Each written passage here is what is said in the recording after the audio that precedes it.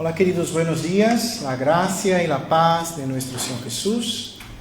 Una alegría estar una vez más reunidos bajo la autoridad de nuestro Señor Jesucristo para darle culto en una mañana más. Sois todos muy bienvenidos. Tenemos allí un grupo de personas que son visitantes de primera vez, que han venido con nuestra hermana Nilda. Sois muy bienvenidos, que el Señor los bendiga. Una alegría teneros aquí en esta mañana. Bienvenidos a nuestra casa, a nuestra iglesia. Algunos que hacía tiempo, Nacho, que hace tiempo que no te veo. Una alegría tenerte aquí. Los demás somos todos de casa.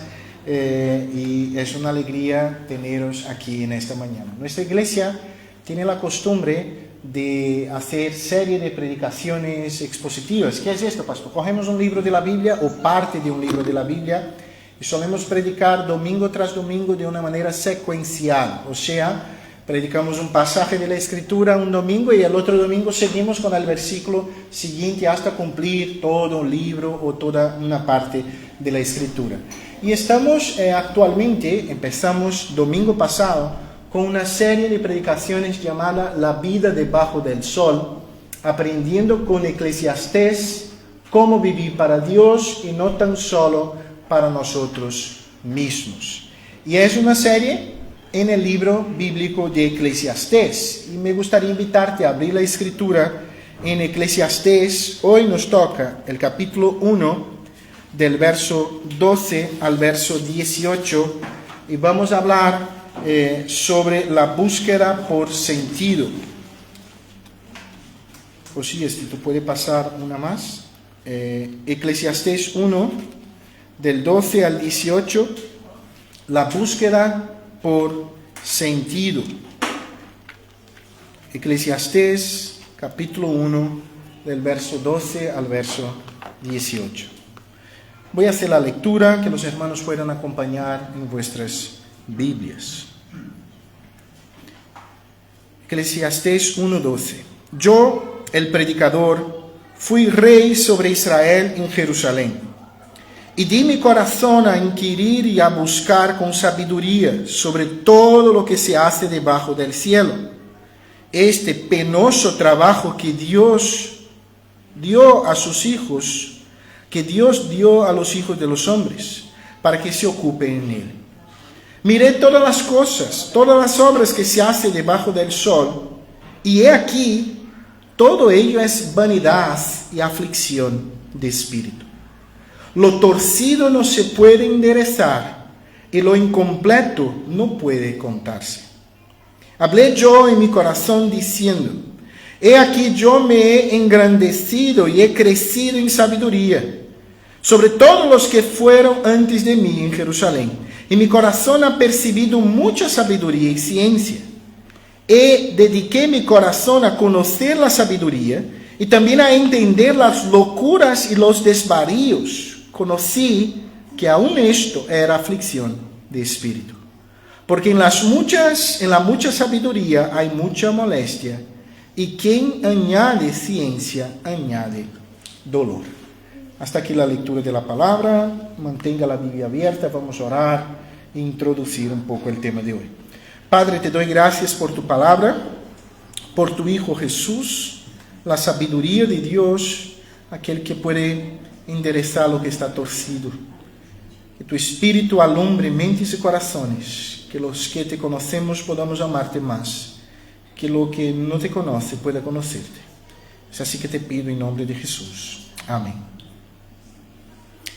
Esta semana se celebró 80 años de la victoria de la Segunda Guerra Mundial por parte de los aliados. Y un año después, en 1946, un psiquiatra austríaco llamado Viktor Frankl publicaría un libro que se quedaría muy famoso en lo que es la psicología, que es el libro El hombre en busca de sentido.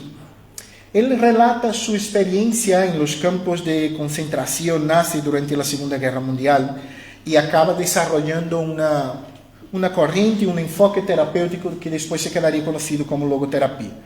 Pero es muy curioso que este hombre, este psiquiatra judío llamado Viktor Frankl, él habla así: la vida no es principalmente una búsqueda de placer, como diría Freud, o una búsqueda de poder, como enseñó Alfred Adler, sino una búsqueda por sentido, una búsqueda por significado.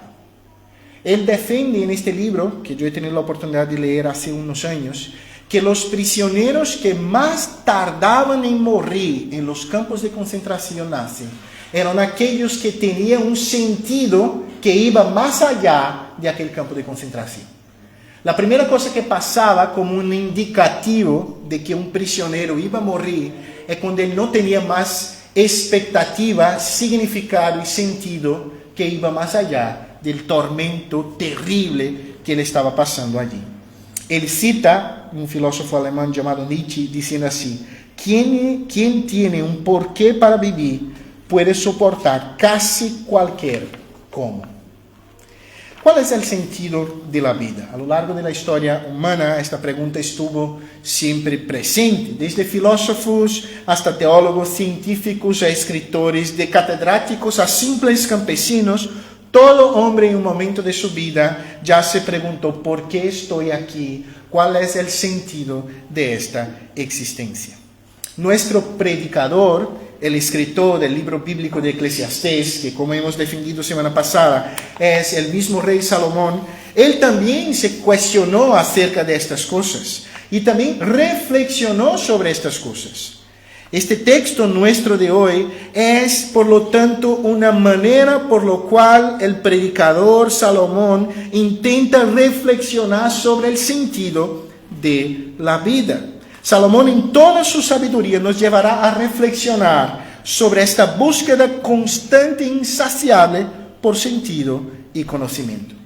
Este es especialmente importante a la luz de una generación extremadamente materialista, naturalista y cientificista como la nuestra.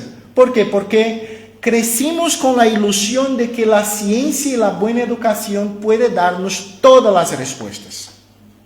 Pero al fin y al cabo, como vamos a ver hoy en día, pasan los años y seguimos teniendo los mismos cuestionamientos de un sabio maestro de hace 3000 años. Porque al fin y al cabo, este mundo debajo del sol, para usar la expresión de Salomón, no es capaz de darnos respuestas convincentes. Y hay un libro de ficción que explica un poco esto. Si tú eres aficionado de ciencia ficción, posiblemente ya has oído hablar de un libro que se quedó ahí muy famoso entre los frikis de la ciencia ficción, llamado La Guía de la Autopista Galáctica. Es la historia ficticia de dos seres humanos que después de la extinción de la raza humana van a viajar por las galaxias y tal. Y hay un momento en la historia que ellos conocen una supercomputadora que es la alta tecnología, la mejor tecnología que ya ha existido en todas las galaxias. Y esta supercomputadora es capaz de responder todas las cosas. Y aquellos dos preguntan a esta supercomputadora cuál es el sentido de la vida. La verdad, en el libro se llama La gran pregunta de la vida, del universo y de todo lo demás. Y la computadora dice que tardaría 7,5 millones de años en contestar. Y la ficción es ficción, pasa estos 7 millones de años y llega el momento de oír la respuesta. Y aquella computadora da una respuesta completamente insatisfactoria. El user simplemente dice que la respuesta es un número 42. Y el mismo autor del libro dice que este número él sacó de su propia cabeza como una sátira a la incapacidad de la ciencia de contestar las preguntas más básicas de la vida. La ciencia explica por qué el cielo es azul. La ciencia explica por qué necesitamos de agua. La ciencia explica la quiebra del alimento que se transforma en energía en nuestro cuerpo. Pero la ciencia no explica por qué estoy aquí. La ciencia no explica cuál es el sentido de la vida. Hoy vamos a viajar con el predicador, con Salomón, intentar comprender esta búsqueda de sentido, y me gustaría invitarte a oír el predicador con este deseo de comprender que hay un mundo por encima del sol que puede, de hecho, nos dar sentido a una vida debajo del sol. La primera parte del texto yo he llamado del deseo humano por conocer. Veamos el texto a partir del versículo 12. Yo, el predicador, fui rey sobre Israel en Jerusalén, y di mi corazón a inquirir y a buscar con sabiduría sobre todo lo que se hace debajo del cielo.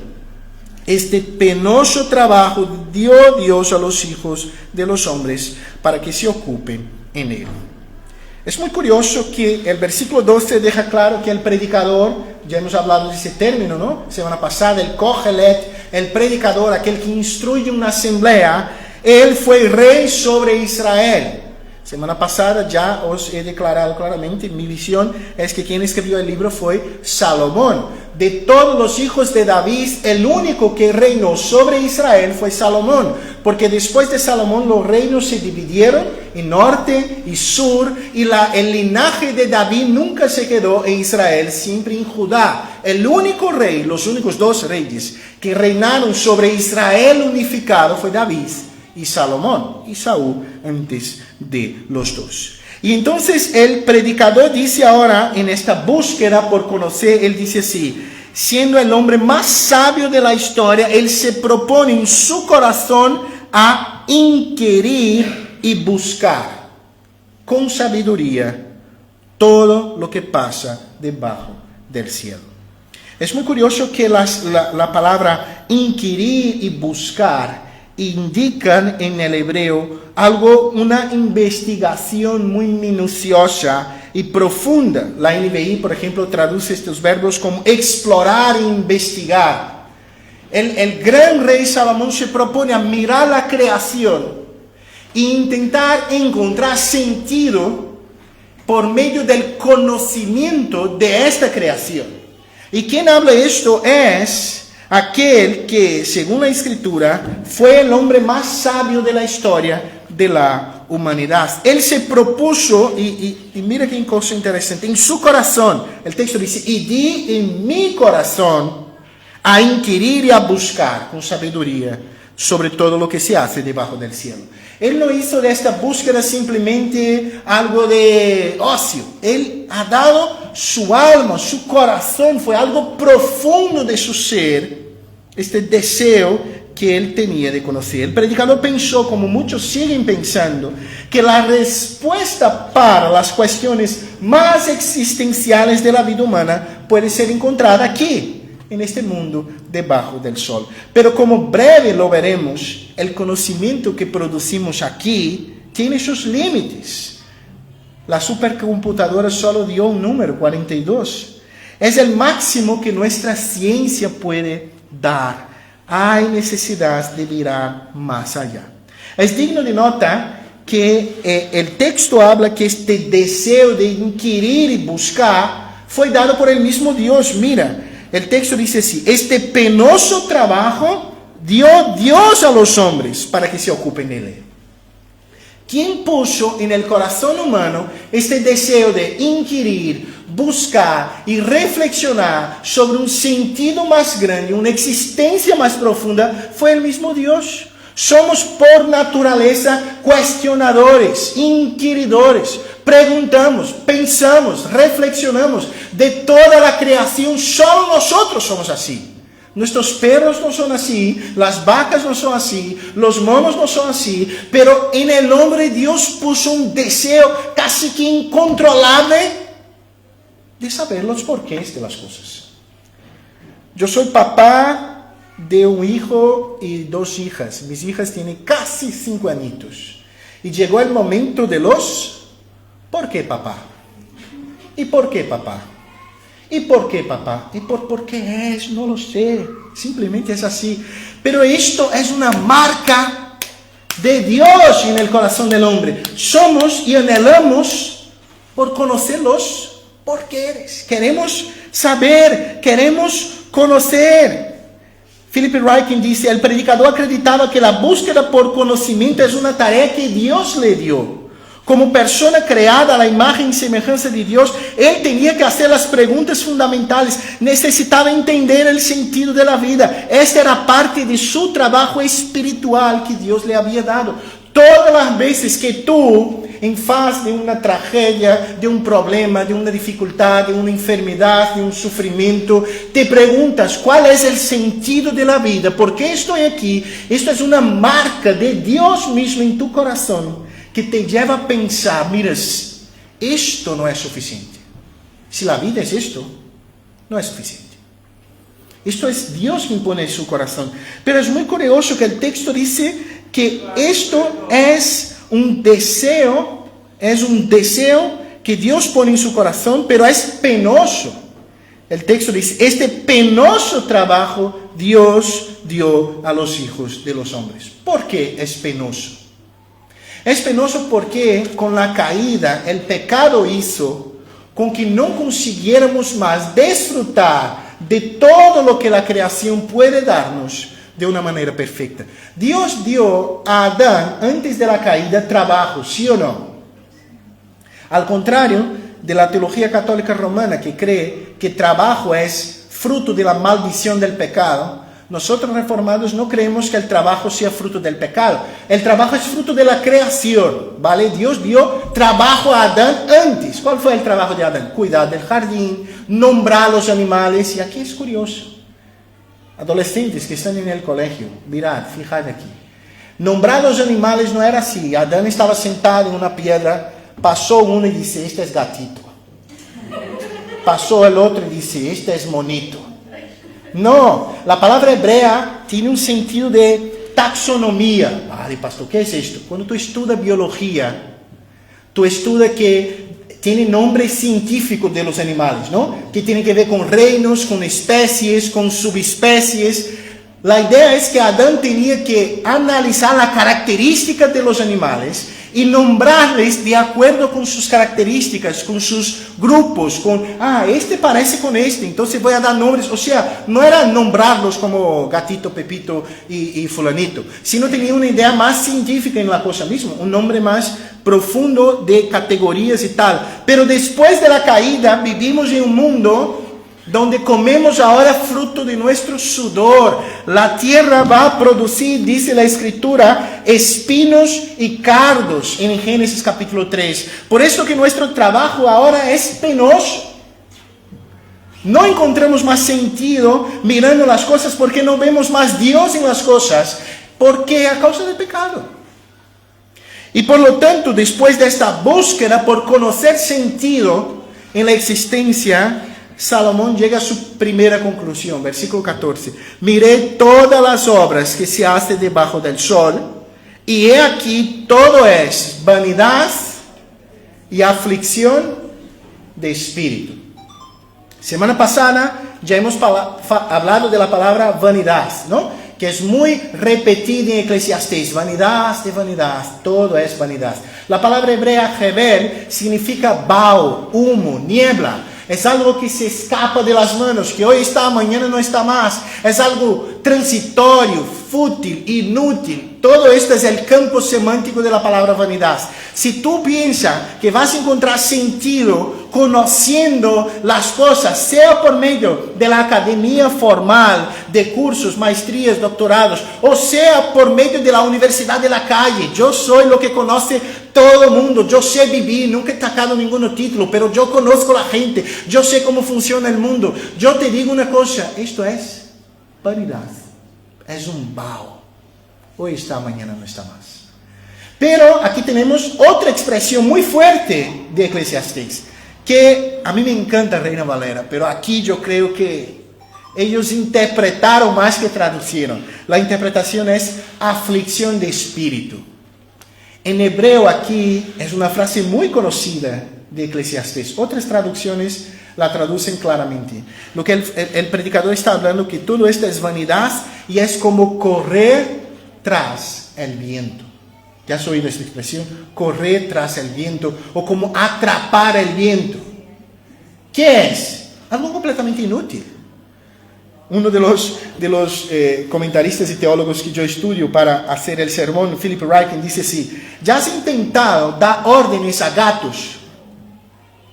Coge un gato y dice, no sale. El gato obedece tu orden. No, gato es un animal. A mí no me gustan los gatos. A aquel le gustan los gatos. Yo siempre fui de perros. pero obedece un poquito más. Pero el gato no obedece.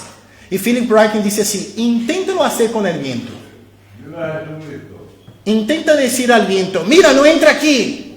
O mira, sale allí. O mira, hace otra cosa. ¿Somos capaces de domar el viento, de atrapar el viento? ¿Ya has intentado correr el viento con tus manos? Cuando intentamos encontrar sentido por medio del conocimiento, es como correr tras el viento. Algunas implicaciones de esta primera parte. La búsqueda por conocimiento es, de alguna manera, tanto marca de la creación como de la caída. Es marca de la creación porque Dios nos hizo para conocer. Dios nos hizo para intentar inquirir, buscar sentido en algo que va más allá de este mundo. Hay una frase que a mí me encanta, dice C.S. Lewis, que dijo así: si yo no encuentro en este mundo algo que me satisfaga plenamente, es porque yo fui hecho para otro mundo. Si al buscar en todos los sitios debajo del sol no encuentro sentido, es porque mi sentido está por encima del sol. Va más allá de este mundo caído. No obstante, es marca del pecado. ¿Por qué? Porque este deseo fue desvirtuado. Dios lo hizo bueno, pero el pecador lo estropeó. Deseamos encontrar sentido por medio del conocimiento. Pensamos que somos capaces, destituidos y separados de la divinidad. Resolver nuestros problemas no es más capaz en este mundo debajo del sol por nuestra propia voluntad. Fuimos hechos para conocer, no obstante buscamos más. El mismo Salomón, escribiendo en Proverbios 1:7, dijo: el principio de la sabiduría es el temor de Jehová. El mundo debajo del sol nos separa de aquel que es el único capaz de nos llevar a comprender verdaderamente el sentido de nuestra existencia. Y ahora yo hablo a ti que está aquí hoy conmigo en esta mañana. Y me gustaría que tú te fijaras en lo que voy a hablar. Tal vez tú pienses que tu conocimiento es capaz de darte el sentido existencial que todo hombre carece. Puedes que tú estés aquí y tú pienses que tus muchos títulos, licenciaturas, maestrías, doctorados son suficientes. Pero en el más profundo de tu corazón tú sabes que no es así.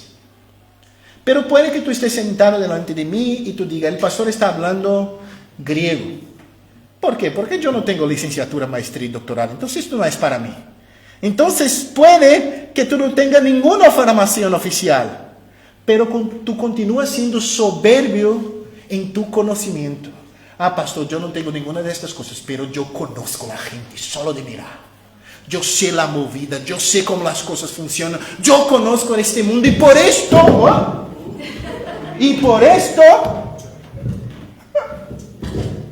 esto la cosa va a funcionar. Yo te digo, querido, que ni la Universidad de las Calles, ni la Universidad de Extremadura son capaces de te hacer comprender el sentido de tu existencia. Y entonces te pregunto: ¿será que tú no estás corriendo tras el viento? La búsqueda por sentido es una norma para todos. Así lo somos porque Dios nos hizo. Anhelamos por un sentido que va más allá de este mundo, de la materia, de la enfermedad, de la tristeza, de todo lo que claramente está torcido y roto en este mundo. El conocimiento, aunque bello, es limitado. Supercomputadoras solo pueden contestar un 42 a preguntas fundamentales de la vida. El predicador está intentando decirte que deberías mirar en otra dirección. Y yo te sugiero mirar un poquito más arriba. El segundo punto que me gustaría hablar en esta mañana es lo que el predicador llama de un mundo torcido e incompleto, que es el versículo 15. Una notita de estructura. Este párrafo que estamos estudiando, él funciona así. Hay un desarrollo y la conclusión es un proverbio. El proverbio es el versículo 15. Después hay otro desarrollo y otra conclusión que es otro proverbio, que es el versículo 18. El proverbio del versículo 15, como el mismo nombre se lo indica, es un dicho. No sabemos que si quien escribió fue Salomón o si era un dicho común que Salomón lo usa, pero el hecho es que es un proverbio. El proverbio es lo que sigue en el versículo 15. Lo torcido no se puede enderezar y lo incompleto no puede contarse. Lo que está torcido no se puede enderezarse. ¿Qué quiere decir Salomón con esto? La primera cosa que aprendemos aquí es que el mundo está de alguna manera torcido. Eso es muy curioso, ¿no? Una cosa torcida es algo que visiblemente está fuera de su sitio.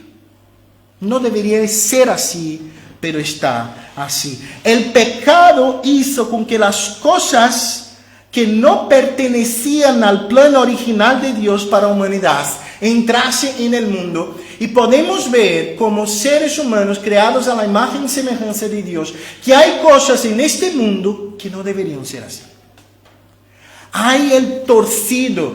Vivimos en un mundo donde la belleza y la feura se entrelazan, se mezclan. Hay cosas día tras día que nos dicen claramente, hay algo roto, podrido en el reino de Dinamarca. Hay algo torcido en este mundo.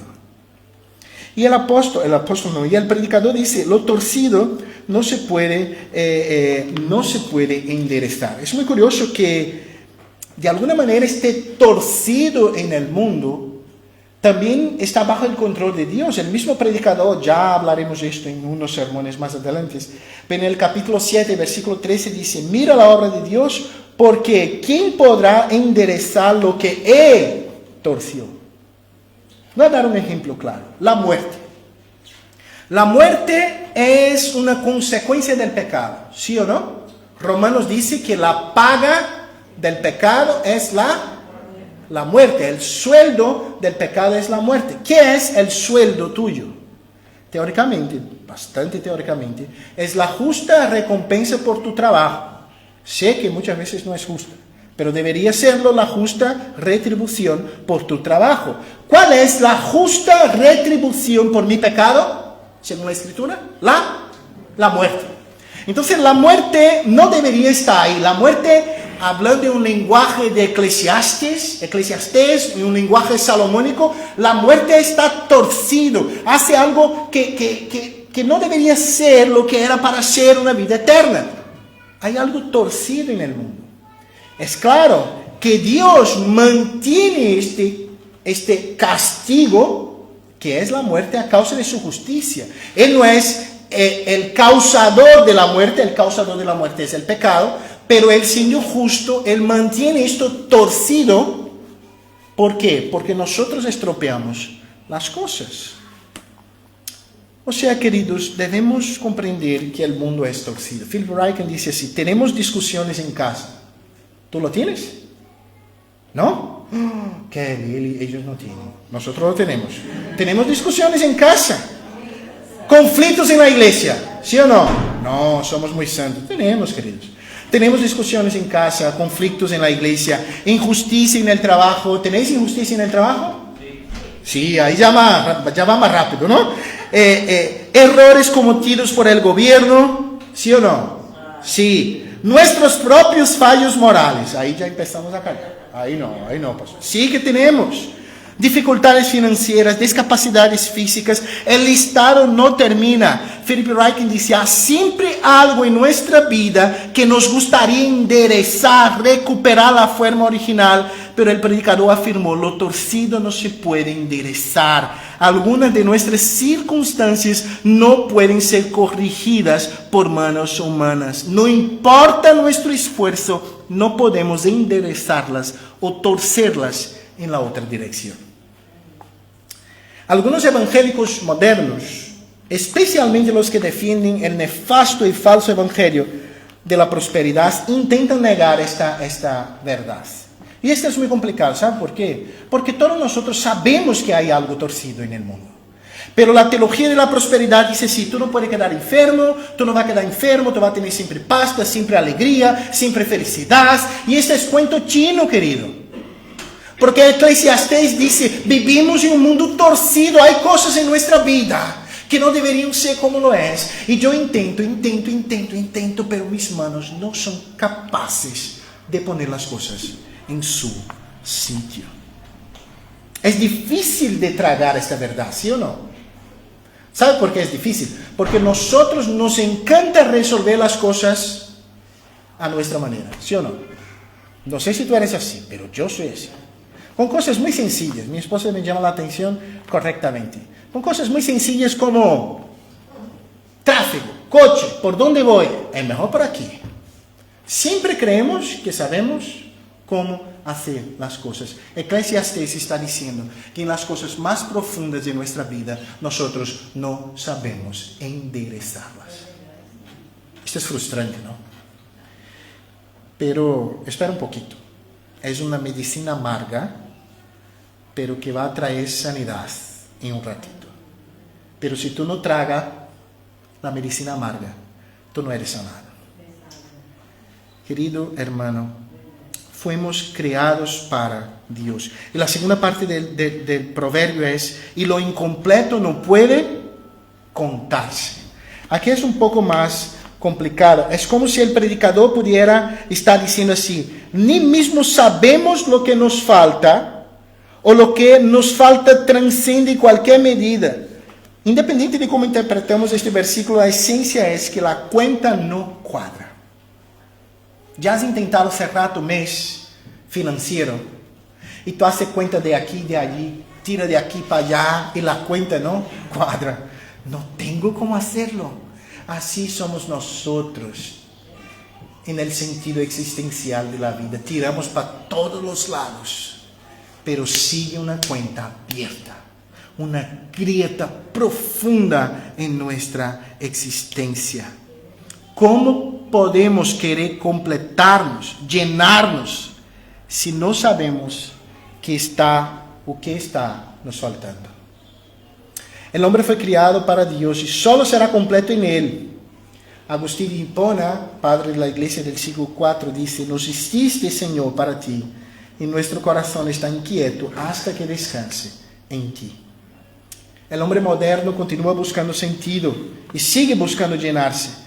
Pero como el predicador no puede más llenarse porque no sabe lo que necesita y acaba poniendo dentro de su corazón, intentando llenarse cosas que no son capaces de darle sentido y existencia. Algunas implicaciones de esa segunda parte. Todos nosotros ya fuimos sorprendidos por situaciones que nos llevaron a comprender que este mundo está roto, que este mundo está torcido. Hay algo torcido en el mundo que no tiene arreglo por medio del mismo hombre. Cuando tú estudias historia, final del siglo XIX, mitad del siglo XIX, hay la revolución industrial, ¿no? Llegan los trenes a vapor, las grandes industrias, y existía un sentimiento en la humanidad de que ahora la cosa va a funcionar. ¿Por qué? Porque la ciencia y el progreso nos llevarán a un estado de civilidad tan profundo que vamos a vivir en un paraíso. Y pasaron los años, las décadas, 2 grandes guerras mundiales, y seguimos de la misma manera. Solo que ahora nos ofendemos con una tecnología más avanzada y hacemos guerra sin que hombres tengan que coger espadas, sino que drones que saltan bombas a miles y miles de kilómetros de distancia. Con la caída del hombre en el pecado, la creación misma fue corrompida. Todo fue torcido, maculado, infectado por el pecado. El ser humano, aun siendo imagen y semejanza de Dios, ahora la tiene disforme, imperfecta. Es curioso notar cómo ya en el Nuevo Testamento vemos los apóstoles utilizando el mismo lenguaje de Eclesiastés. Si tú puedes, pone tu dedito ahí en Eclesiastés y abre conmigo Romanos 8, del 18 al 23. Ya volveremos a Eclesiastés, pero me gustaría aplicar con Romanos 8, del 18 al 23. Romanos 8, 18 al 23 dice así: pues tengo por cierto que las aflicciones del tiempo presente no son comparables con la gloria venidera que en nosotros ha de manifestarse. Porque el anhelo ardiente de la creación es el aguardar la manifestación de los hijos de Dios. Porque la creación fue sujeta a vanidad, por su propia, no por su propia voluntad, sino por causa de la que sujetó en esperanza. Porque también la creación misma será libertada de la esclavitud de la corrupción y la libertad gloriosa de los hijos de Dios. Porque sabemos que toda la creación gime a una está con dolores de parto desde ahora. Y no solo ella, sino también nosotros mismos que tenemos las primicias del Espíritu. Nosotros también gemimos dentro de nosotros mismos, esperando la adopción, la redención de nuestro cuerpo. Queridos, la misma creación a causa del pecado está sujeta a vanidad, un término extremadamente salomónico en Eclesiastés, ¿sí o no? Lo que el texto está diciendo es que la misma creación está sujeta a un sinfín de vanidades, al punto que ella gime, anhela por un día donde ella será plenamente restaurada. Y el texto dice que no solo la creación, sino que todo hombre gime y anhela ser restaurado por medio de la adopción de hijos. ¿Sabe lo que Pablo está diciendo? Y el predicador Salomón también lo está diciendo. Es que sentido pleno no lo encontraremos en sexo, en fama, en dinero, en trabajo, en familia, en religión. Sentido pleno nosotros lo encontramos en una persona que se llama Jesucristo. Y ahí, querido, tú puedes estar pensando así conmigo ahora. Vale, pastor, hasta aquí Salomón está bien, pero Salomón no intentó de todo. Él fue por el camino de la sabiduría. ¿Y qué tal vivir la vida a la loca? Mira lo que Salomón va a decir en el próximo punto. Si la sabiduría no resuelve, ¿qué tal la locura? Mira lo que él dice en el versículo 16. Hablé yo en mi corazón diciendo: he aquí yo me he engrandecido y he crecido en sabiduría sobre todos los que fueron antes de mí en Jerusalén. En mi corazón ha percibido mucha sabiduría y ciencia. Y dediqué mi corazón a conocer la sabiduría y también a entender las locuras y los desvaríos. Conocí que aún esto era aflicción de espíritu. Mire qué cosa interesante. Salomón está diciendo así: yo de todos fui el más sabio. Acordaos por qué Salomón fue el más sabio. Dios en 1 Reyes capítulo 7 pregunta a Salomón así: mira, Salomón, de todas las cosas que quieras, me pide y yo te daré. ¿Y qué pide Salomón a Dios? Sabiduría. Y Dios ha dado sabiduría a Salomón. Pero mira un detalle, no fue una sabiduría así: a partir de ahora, ¡pum!, tú eres el ser más inteligente de la faz de la tierra. No, Dios ha dado la capacidad de Salomón a aprender. Y él se dedicó a buscar, a comprender. En 1 Reyes capítulo 9 hay un listado diciendo que él sabía de botánica, de biología, de los animales, un montón de cosas. El tío era un cerebrito, como se dice aquí en España. El tío sabía, ¿vale? Él era inteligente. Y este gran hombre sabio e inteligente llegó a la bellísima conclusión: si no resuelve la sabiduría, ¿qué tal la locura? Y el texto dice así: entonces me dediqué a entender las locuras y los desvaríos. Esta expresión en la literatura sapiencial significa básicamente que él intentó conocer la inmoralidad de la vida. Él le ha dado libertad para sus placeres. Vamos a ver varios momentos en Eclesiastés donde el predicador lo hace. Debemos tener por trasfondo 1 Reyes capítulo 11. Salomón, el hombre más sabio de la faz de la tierra, se ha dado voluntariamente a desobedecer a su Dios, al punto que se casó con 700 mujeres, tuvo 300 concubinas y llegó a adorar a sus dioses. Este hombre aquí, anterior, esto aquí se escribe al final de su vida. Querido hermano, Salomón ya intentó lo que tú intentas hoy. Salomón ya intentó lo que tú intentas hoy. buscar sentido en la locura de este mundo, en la movida, en las discotecas, en el sexo libre, en las drogas, en las bebidas. Salomón ya intentó y su conclusión es, también esto es correr tras el viento. Querido, esto es muy fuerte, porque tú sigues corriendo tras el viento. Y tú sales de una cama a otra, de una parcera o un parcero a otra, y con el corazón pesado como tú entraste. Tú sigues de un vaso de cerveza a otro, a otro, a otro, a otro, y sigues con el corazón roto. Lo torcido, tú no puedes enderezar con tus propias manos. Es imposible. El proverbio final es porque la mucha sabiduría hay mucha molestia, y quien añade ciencia añade dolor. Voy a dar un ejemplo muy tonto de esto, después doy ejemplos más profundos, pero para salir del tenso, para tranquilizar, después me vuelvo tenso una vez más.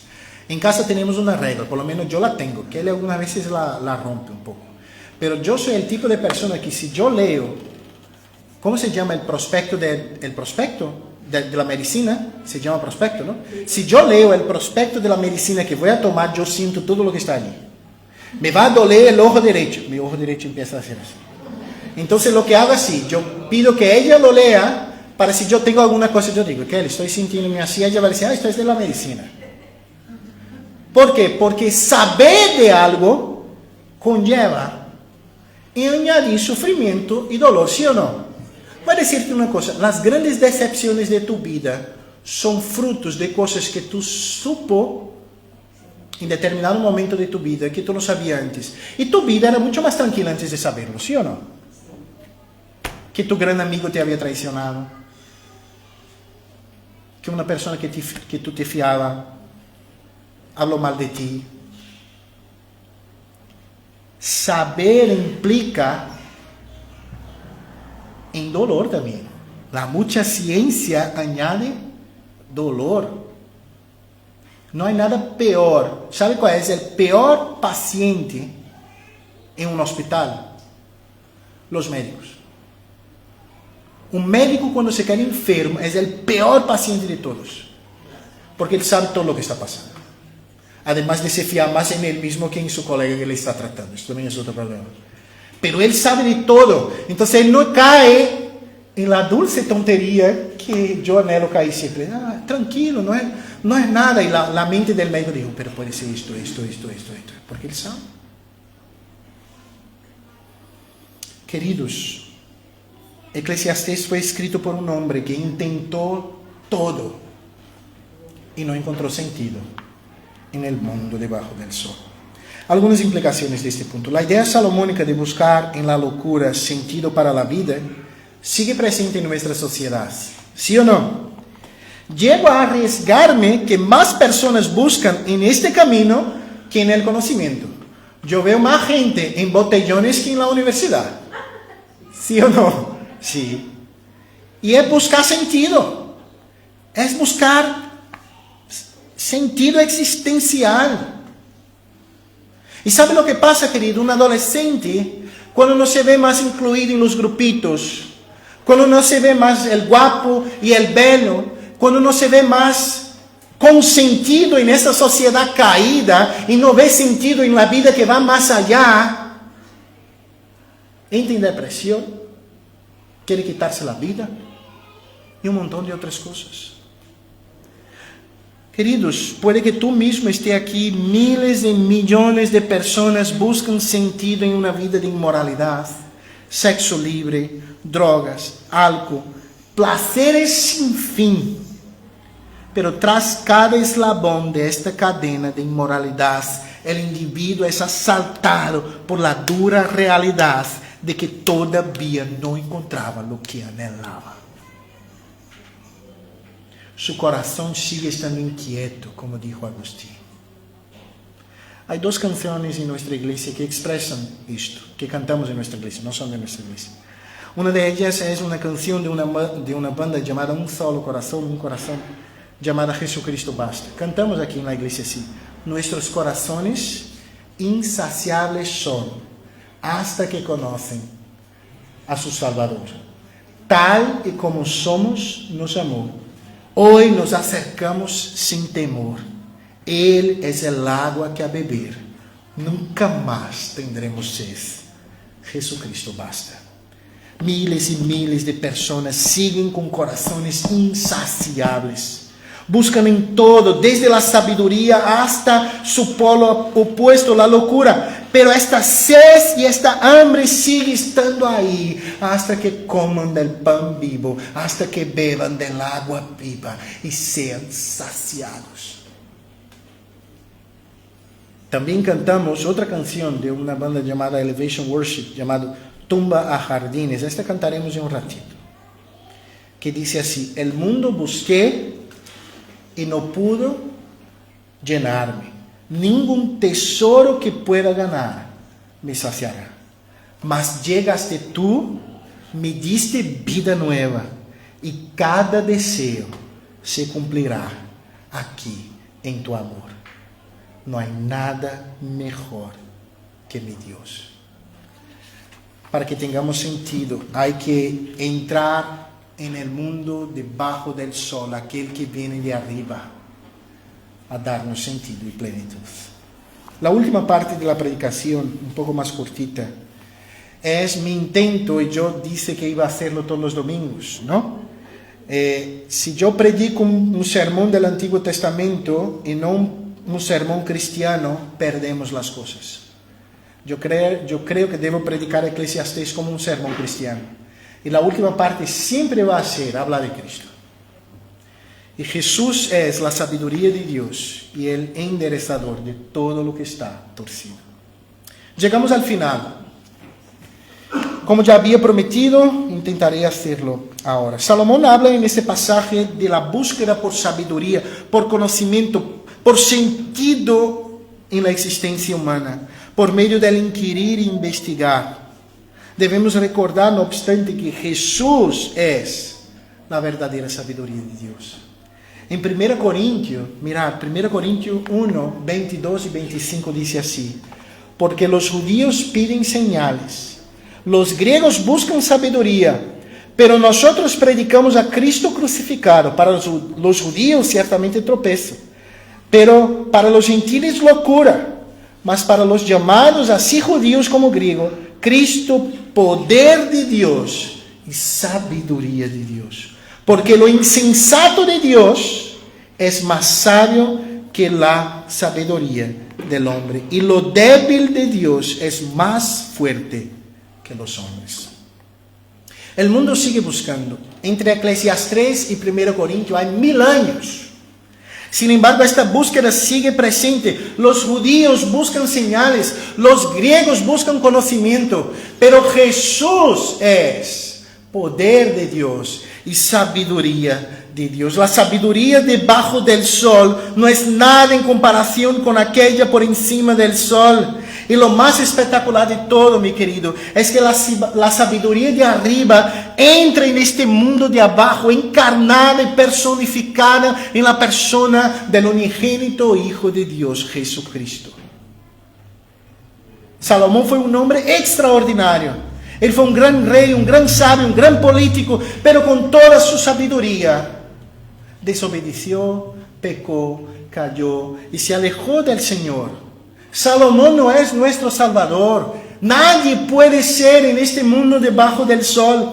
Pero en Mateo capítulo 12, versículo 42, Jesús dijo así: la reina del sur se levantará en el día del juicio y condenará a esta generación, porque ella vino desde los confines de la tierra para escuchar la sabiduría de Salomón. Y he aquí tiene ustedes uno que es más grande que Salomón. Querido, Jesús es lo que Salomón no fue. De hecho, la sabiduría del gran rey de Israel, sin parangón en la historia humana, no es ni una sombra de la sabiduría encarnada del Hijo de Dios. Salomón falló, Buscó en el pecado sentido y solo encontró vanidad. Un correr tras el viento. Jesús no falló, obedeció hasta la muerte y muerte de cruz, para que todos aquellos que en Él crean encuentren el anhelado sentido, la esperada vida plena y lo mejor de todo, eterna. Siendo así, te animo a mirar tu propio corazón, reconocer la inutilidad de tu búsqueda. Tú llegó aquí esta mañana, no fue al azar. Dios quería y quiere hablar contigo. No porque yo esté predicando, yo no puedo llegar ni a tus oídos si tú duermes, si tú estás mirándome a mí, pero pensando en la comida después, en el trabajo de mañana. Pero el Espíritu Santo puede llegar a los rincones de tu corazón y Él está haciendo la incapacidad de tu intelecto y de tu razón, de tu conocimiento en encontrar sentido. Yo te animo, querido, a lanzarse por medio de la fe a los brazos de la sabiduría de Dios encarnada en Cristo Jesús. El profeta Jeremías, en el capítulo 9, versículo 23 y 24, dice: así dijo Jehová, no se alabe el sabio en su sabiduría, ni en su valentía se alabe el valiente, ni el rico se alabe en sus riquezas, mas alábese en esto el que se hubiera de alabar, entenderme y conocerme, que yo soy Jehová, que hago misericordia, juicio y justicia en la tierra. Por estas cosas quiero, dice Jehová. No hay nada mejor que conocer al Señor. Entender y conocer a Dios, tener una relación viva con el Creador de todas las cosas, es lo que hecho y de hecho anhela nuestros corazones insaciables. Es solo por medio de Cristo, aquel que es capaz de enderezar todo lo torcido.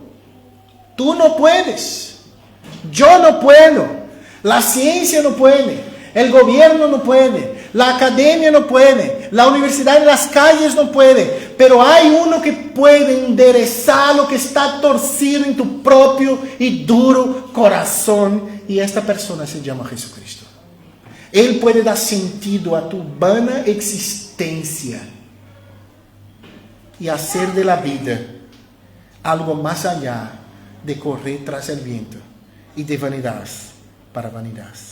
Él es el único mediador entre Dios y los hombres. Él es la puerta de las ovejas, el camino, la verdad y la vida. Es solo en Él que seremos plenamente restaurados. Es solo en su amor que nuestros deseos serán saciados. No es en una copa de vino más, no es en un vaso de cerveza más, no es en una noche de sexo loca más, sino que es en una persona que se llama Jesucristo, que tus deseos y plenos serán saciados plenamente, porque Él es el agua viva, Él es el pan vivo. Cuando uno bebe y cuando uno come, no vuelve a tener sed y no vuelve a tener hambre.